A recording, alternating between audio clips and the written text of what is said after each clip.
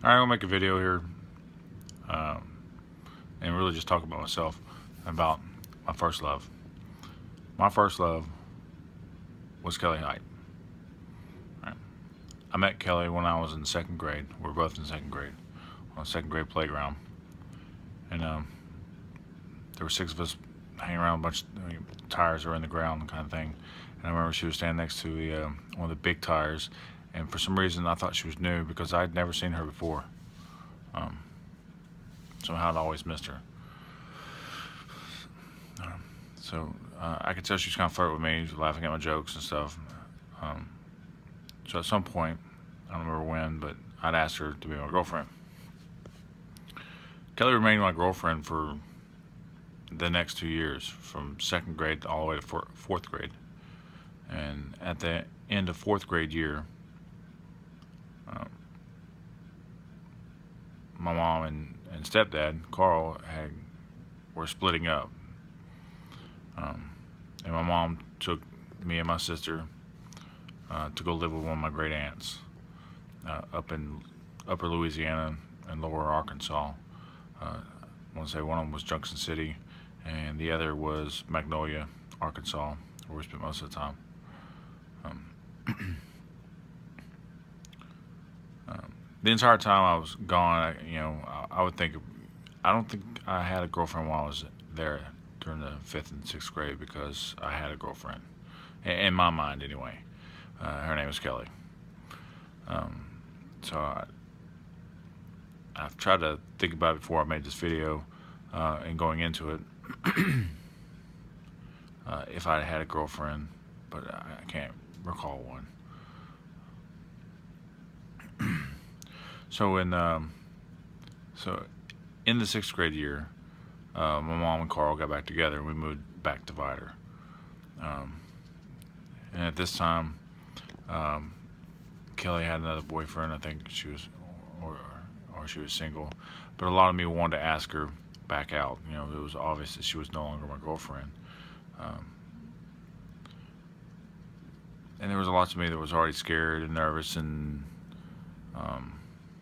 say scared and nervous, feel injected. I didn't have a girlfriend for a long time, and to me, she was already still my girlfriend, but she wasn't my girlfriend. Um, but she was dating somebody, a friend of mine.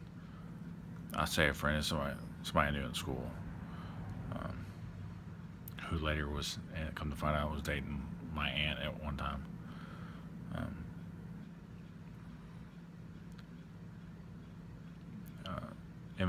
at the end of the seventh grade year, Mom and Carl got an actual divorce. They actually separated, and during this time, um, my dad and Mom were meeting each other while they're dealing with me, because my dad was also going through a divorce at the same time.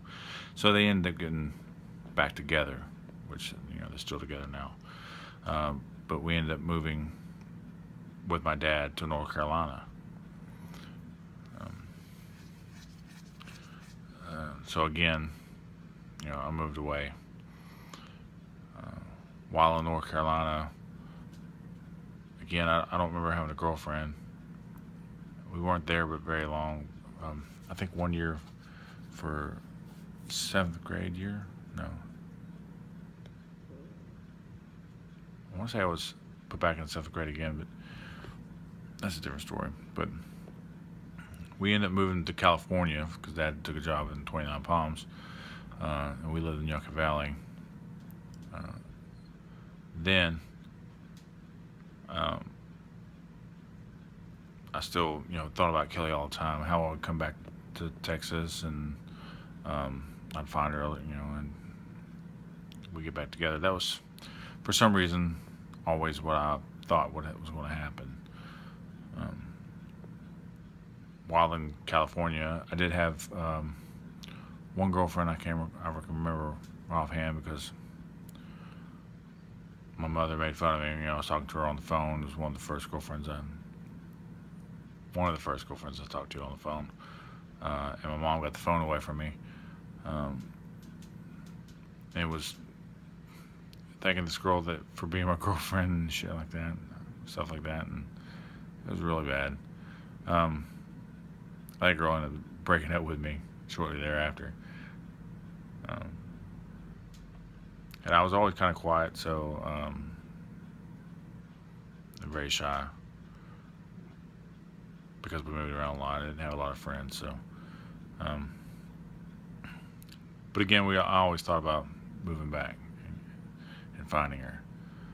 While I was, uh, when my dad got out of the military, I was in halfway through ninth grade year, and I remember we were coming back to Texas, and they asked me if I wanted to go to Lumberton schools or if I wanted to go back to Vider schools, and I chose Lumberton.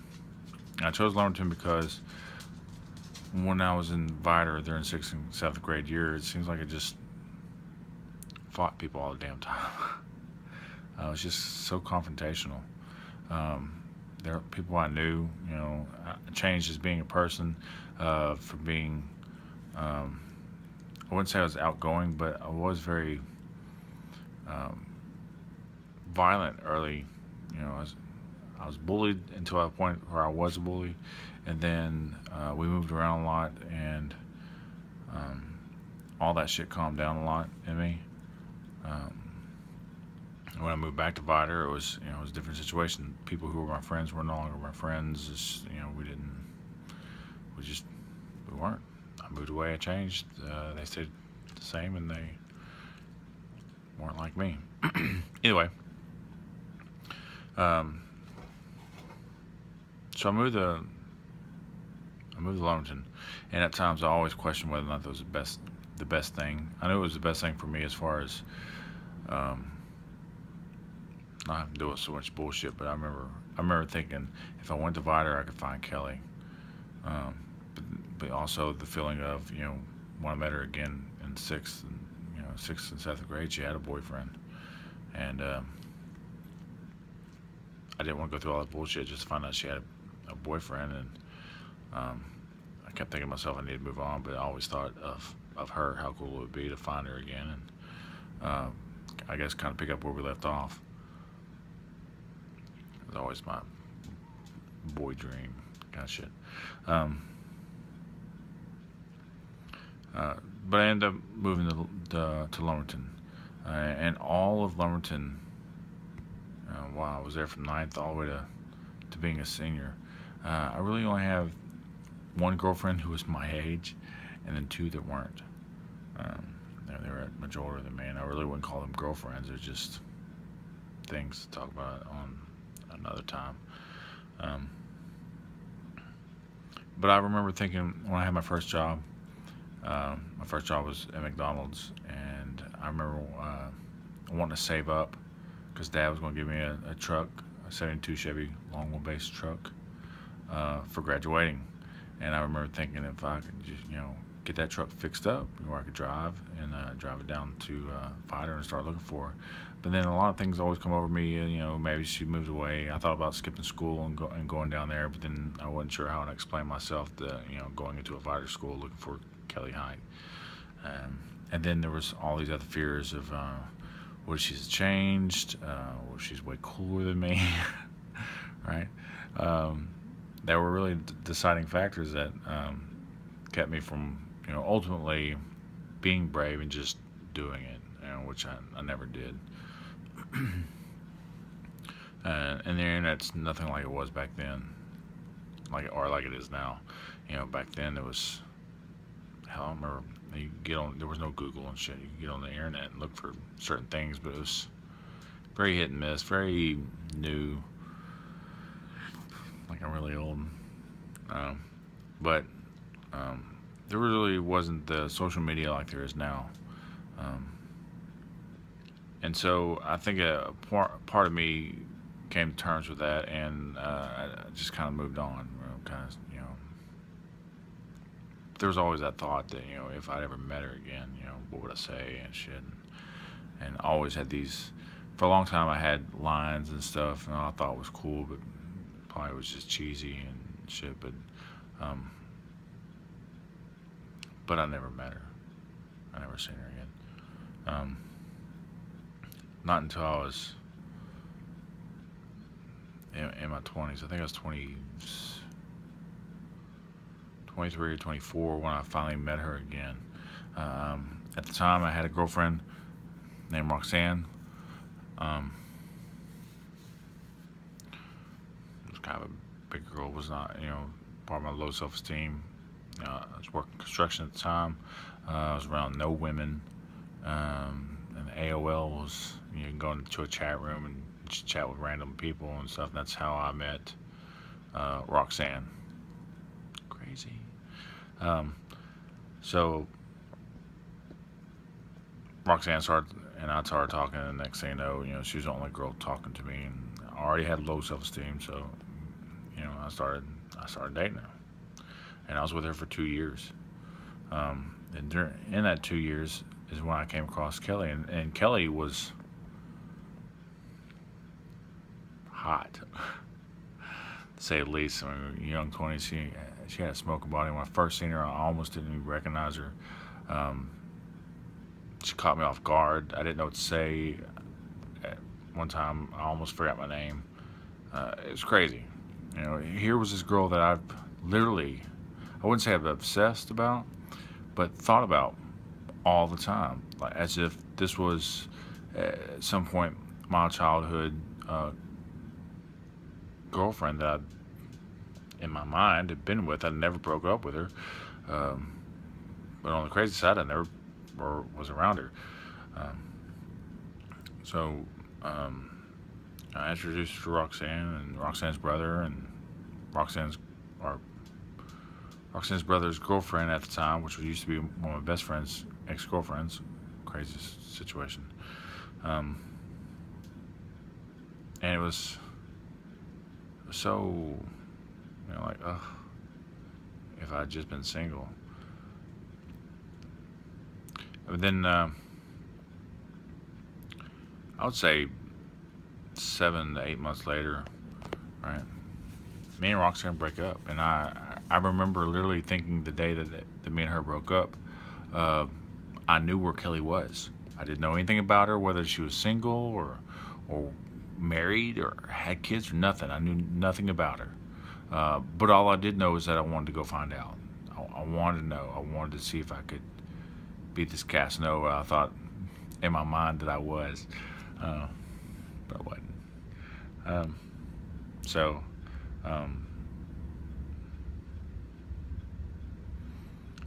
I remember by the time I decided to go do it, I think it was 3 or 4 days it took me to finally work up a nerve to what I was going to say. I probably passed by Johnny Carino's, I think 3 different times. So chickened out. Because I just get so nervous. I wouldn't know what to say. Not so nervous I was going to pass out or anything, but it was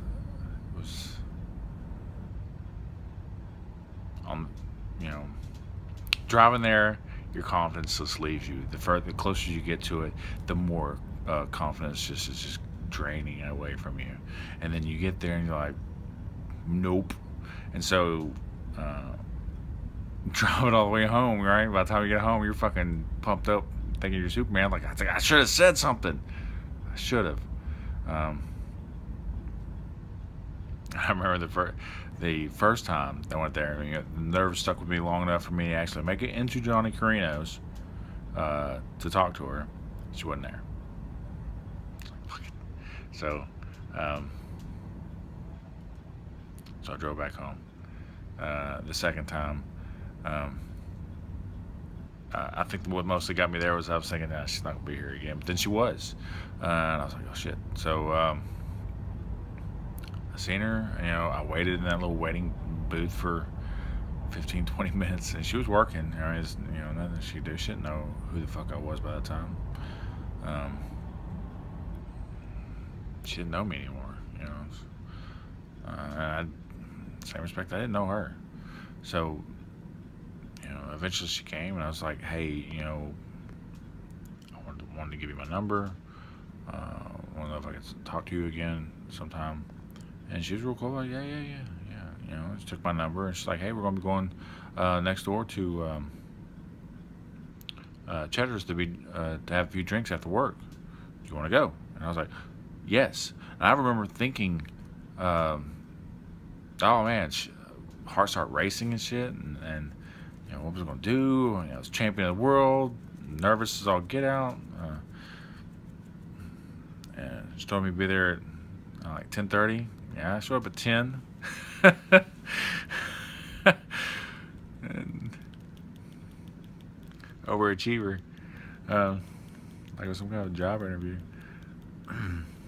I get there, and she had two of the people that she worked with, and a lot of people that I guess she worked with, I guess would go over to um, Checkers or Cheddar's to have a few drinks before they leave or whatever. So I'm sitting in this booth with this chubby kid. I mean, she's a chubby kid, chubby girl, because we're all the same age. And she's talking about wanting to she's going to school to be a lawyer and shit like that. I'm like, oh hell yeah, that's awesome. And Kelly, I remember, was sitting down talking, but then she got up and went and seen people, and I wasn't the person to go, no, sit right here, that's creeper. So she would get up, and I remember she was gone for a little bit, and I was talking to this girl, and she was telling me about how she's going to school and shit, and then she came back, sat down, and I remember her talking about guys. I was like,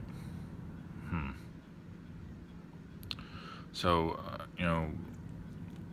I wouldn't say I was a little disappointed, but I was a little let down that, that I couldn't close the deal, that I was so closed in, and I didn't know what to say, and I didn't know how to talk to girls. I never took time before this to learn how to talk to girls, or and I wasn't much of a party goer. I didn't go out very much.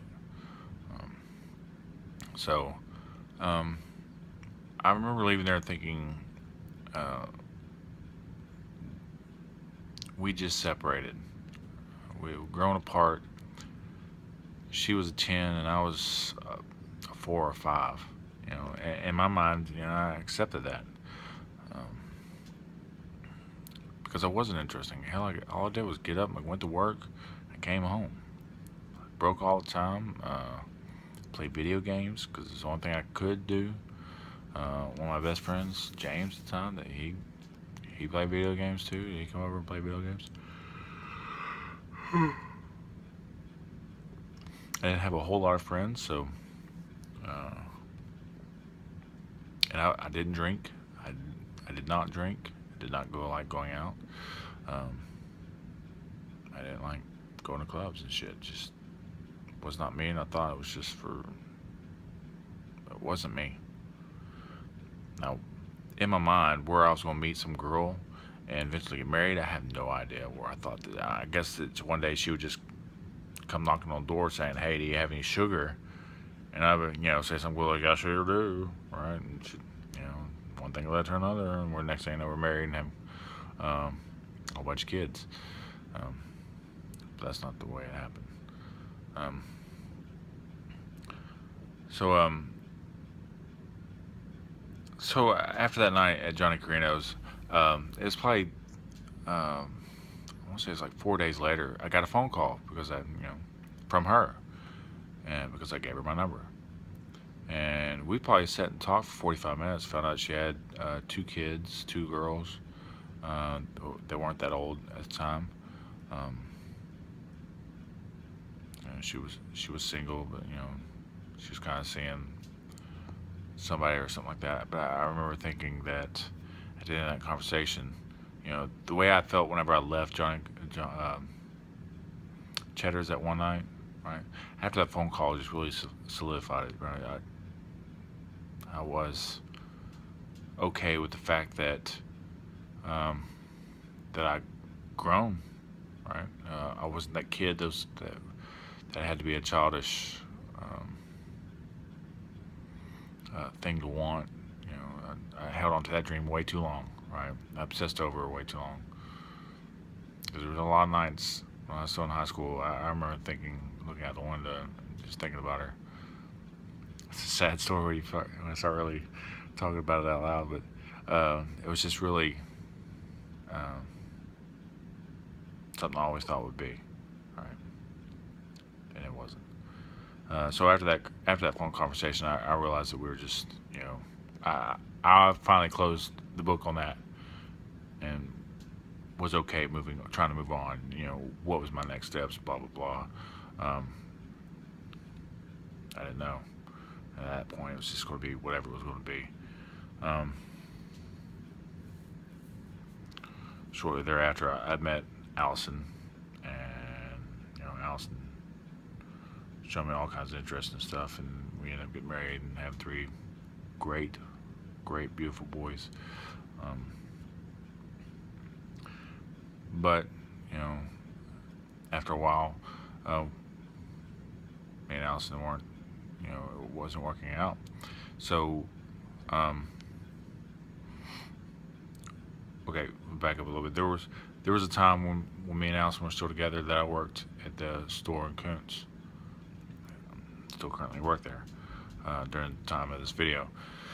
Uh, and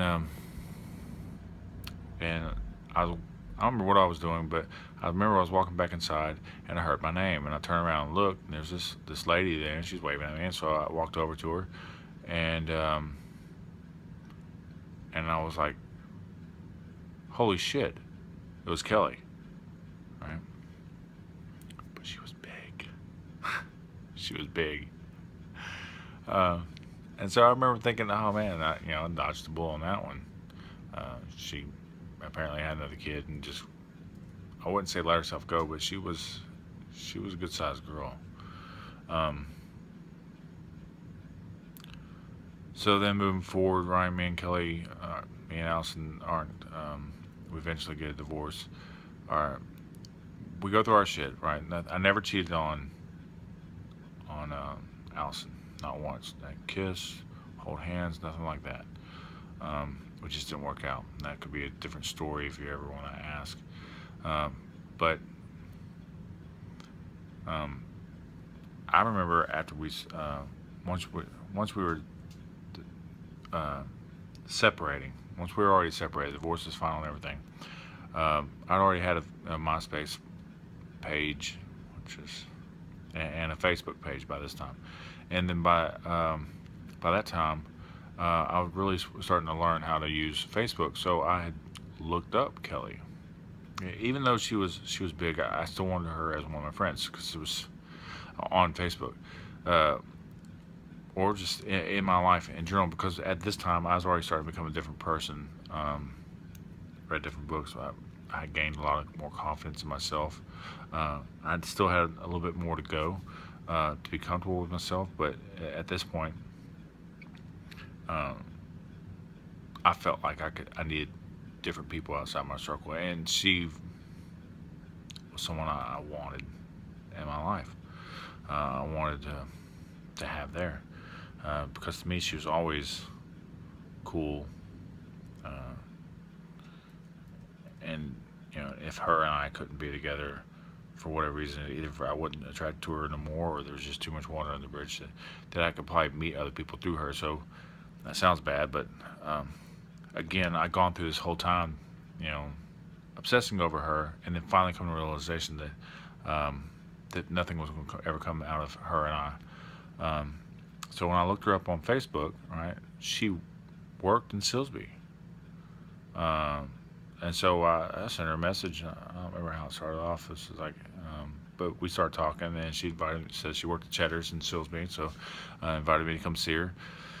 And so I did. And the first time I went and seen her, I had all the boys with me. And I remember I was sitting in the booth, and she came around. She stood next to me, and I stood up, and she was shorter than I can remember. But she gave me a hug, and then she's really, really tall. And she was not big anymore.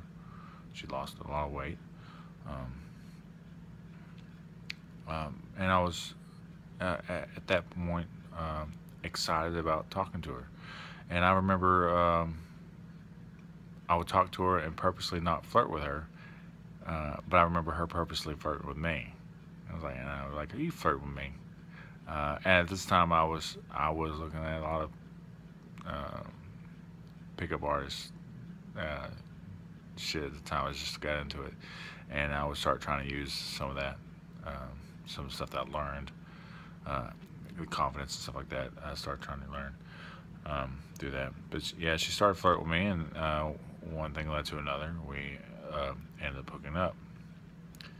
Um, and I remember there was so much regret there. I felt like there was, you know, I never looked at it like, all that shit in the middle happened, and now it's a time to start our life together right here, who we are now. And I always looked at it like like if I would just gone on to Vider, maybe I could have made a difference. Maybe we would have been high school sweethearts and stay together forever. Part of me always wanted what I perceived my grandparents having. My grandparents on my father's side, the Dukes. My grandmother and grandfather had only been with each other their entire lives. Nobody else. You know? And my grandfather and grandmother on my mother's side, of course, they were always together since I've ever known them. But that's just how I viewed relationships. You got married, and you thick and thin, you're together forever. Um, but here she was, and I always had this regret, and and through getting to know her, she was so in the very beginning. She was so it was just all about me.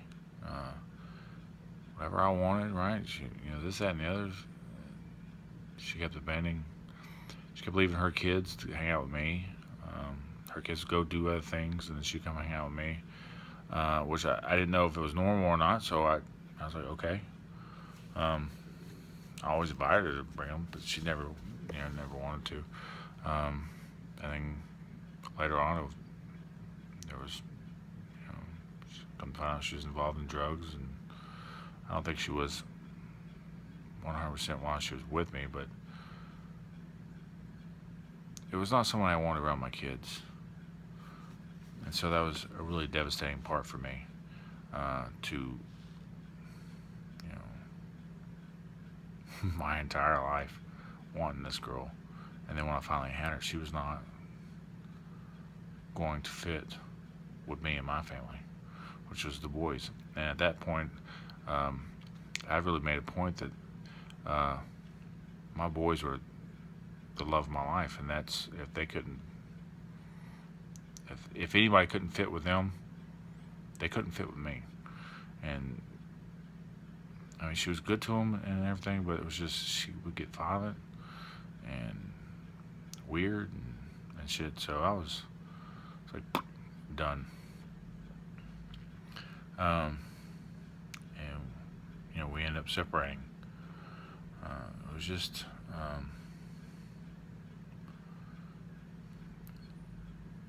finding out that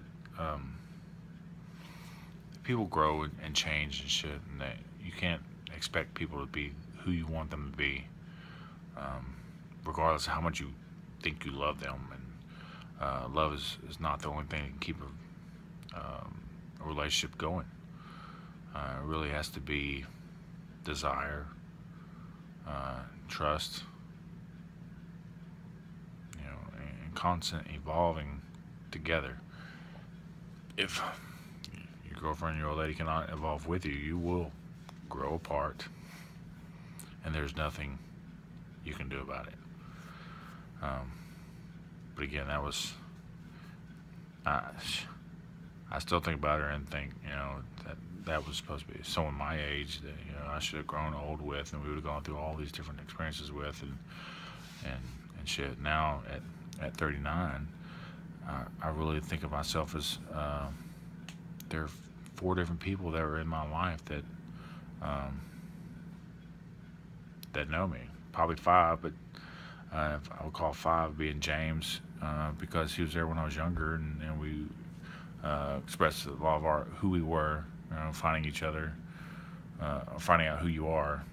I never did anything with James. It kind of came out weird, but that he knew me probably better than a lot of people. So, um, lots of ups and downs on that. Um, the only thing I can tell you now is that if you find somebody you're happy with, keep them.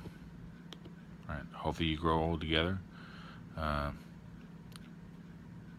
but life is really too short to live in a shitty relationship.